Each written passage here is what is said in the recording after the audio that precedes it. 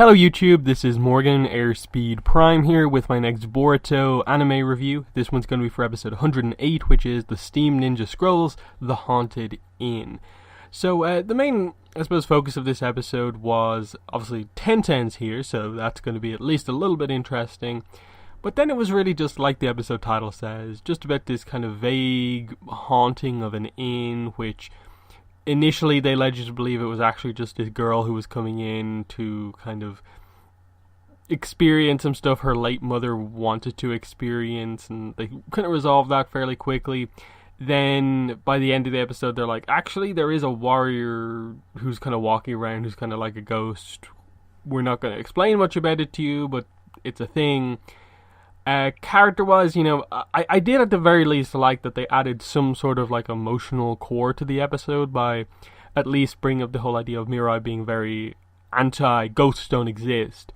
And her reason for that being that, because if they did, then why hasn't the ghost of my father actually come to see me and talk to me? And I like that. It was just a little thing keeping us on track with these few episodes of it is Mirai focused, so here's at least something. The other little thing would be, obviously, she uses her chakra blades effectively for the first time, though Kakashi does note that, like, you need to control it a bit better, otherwise it's dangerous. So, but it shows the potential that she has. I think if there's any weakness to this episode, it's just that with Tenten, they made her so one-note throughout all of this. It was just, she is being very mischievous about ghosts and wants to use the fact that she knows Guy is afraid of ghosts against him.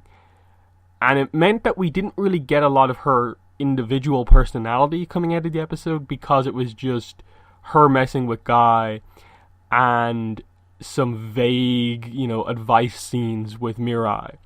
I think the biggest kind of missed opportunity was the scene where it's Tenten and Mirai talking about the chakra blade. Tenten, as like a weapons expert, weapons user, owns a weapons shop. I would have liked to have seen Tenten give Mirai some advice on a better or a unique take on using the chakra blades or something like that. But instead it was just kind of almost Kakashi by the end who's the one actually directing her on kind of how to use them better.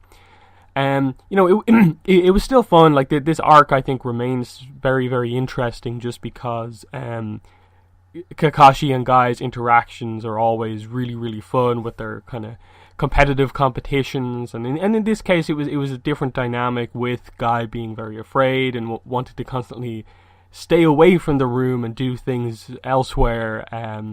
So that that's why they do the ping pong game and all of that. It was one of those episodes where it was just like, yeah, this was definitely on the weaker end of things, even though it was still fun. There just wasn't a lot of substance to this one. To a really big degree, there really wasn't a lot here. I think that Tenten could have been used better. The ghost thing, I think, could have been explained better by the end, because they still leave it open as if wait, are they leaving this for good, or is that like a setup that guy in armor is going to be back? I was really, really unclear about that. Next episode looks like Choji's going to come in and be the kind of focused upon character. And then the episode's called the potato chips and the boulder. I don't have the highest hopes for next week's episode, I suppose, is the main thing to say. Thankfully, it is, I suppose, a member of Team Asuma, so that's at least something. She'll get to talk to someone who, knew her father, so that's at least something. But the fact that they're again focused on the eating aspect again, apparently it's just a boulder. I don't know. I assume there'll be a little bit more to it, but it doesn't seem like the best thing ever. So I think this arc, it's good in that we are getting to see more of Mirai's character, and I think that's going to be the highlight coming out of the whole thing. I think there just could be a little bit more going on the character development side of things.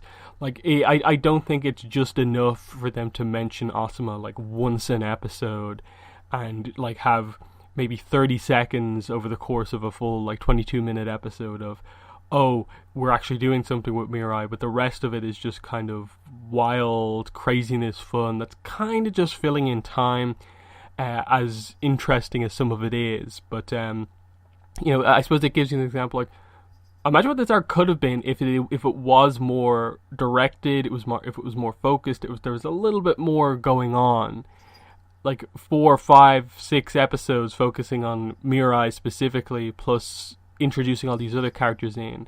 In that sense, you can almost look at this arc and be like, yeah, they're kind of really wasting a lot of opportunities here. In that, like, 1010 we saw in, like, I think what, like, got a focus in a way in like one previous episode of Boruto. It would have been so interesting to just get more on just her specifically and what's going on with her, but they did what they did with the episode. It led to some fun creepy faces from 1010 and stuff like that, but there's not a lot of stuff to really discuss with this episode. So I think that's pretty much going to finish off the review. So in the comments, let me know what your thoughts were on this episode. But yeah, that's been my review. Thanks for watching, and bye.